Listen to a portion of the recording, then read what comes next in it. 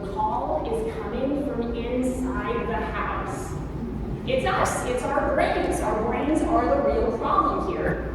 The fact that we're thinking in that way. And now, as an engineer by trade, where you saw the toy, I now have the privilege of coaching people through scientific thinking, which fundamentally changes our mental patterns.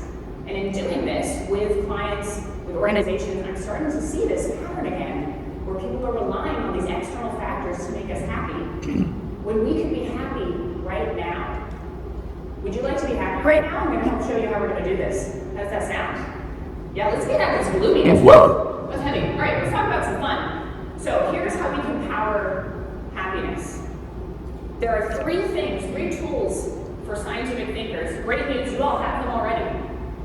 And I'm just going to help show you what they are. So the first, hypothesis-assisted thinking. Hypothesis thinking, though, might now be a new word. Check it out. Experimenting and the gift of learning. So this first one, let's dig into hypothesis thinking. Hypothesis, I can't say that fast now. Right, so think about, right, in scientific thinking, we generally have an outcome metric, the ultimate thing we're trying to achieve.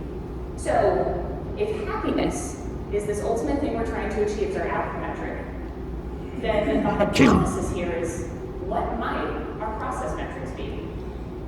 And so through my journey, I had these incredible Kata coaches that helped me think about that connection between outcome metric and process metric. And so looking through my own happiness, I asked myself, when have I been really happy? What were those situations? What were those things, those process measures, or that process that really drove this? And one thing was, laughing with friends, real picture of my best friend and my husband. Laughter. Situations where I laughed a lot made me happy. Being outside, just riding my bike in the woods, connecting with nature made me happy. Learning made me happy. I love to read, I love to learn. I don't mind when my dog cuddles me while I do it either. It's nice. But these things, then I realized, okay, if I can create conditions or processes to create these process measures, I would be more happy. So I ask you, I want you to think back on a time that you were really happy. What was the situation? And what are the possible process measures from that? Take a moment, write something down. What have you noticed?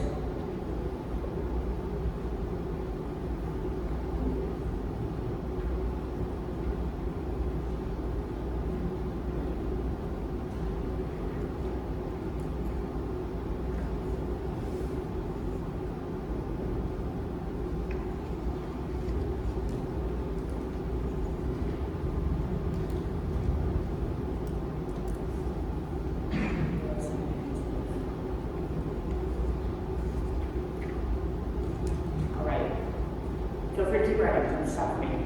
But I'm going to move us into the second major thing from scientific thinking that can help us be happy. Experimenting. I love experimenting. And so here's the secret here. Right? When we experiment, generally we set a plan. Right? This is PDCA. We say, I'm going to take this action. Here's my hypothesis, my expected outcome. And then generally we do the experiment and reflect on what happened and what we learned. So, if you think about situations where you experience stress, anxiety, frustration, right? Remember, everything is an experiment. So, that negative emotion came from some kind of expectation, right? Going into that situation, you had an expectation for how that would pan out. And generally then, when your expectation is not met or something goes awry, that's when some of those negative emotions can come in, right? So what you should think about is what happened that led to that, and what was your expectation, your hidden expectation you might not have set to yourself. Here's a quick example of this. These are my beautiful stepdaughters, Claire and Ava. Claire actually turns 14 today. Today is her birthday. This is not an April Fool's joke. Love you, Claire. So, these two beautiful girls, my new stepdaughters, and early on in my relationship with them, they have a mother who's still living, and so I'm this new person in their lives. And I really wanted to show them affection and show like, hey, I love you girls, even though you did not come from me, you're very important to me in my life. But for some reason, I was so scared, I was so nervous kept stewing on, no, I don't think I should do this, I don't think it's going to go well. And I then took a step back, thought, okay, what's going on here? And I realized I had an expectation of rejection from them with no basis. Right? Nothing had indicated to me that I would have that kind of interaction with them, but that's what happened in my brain.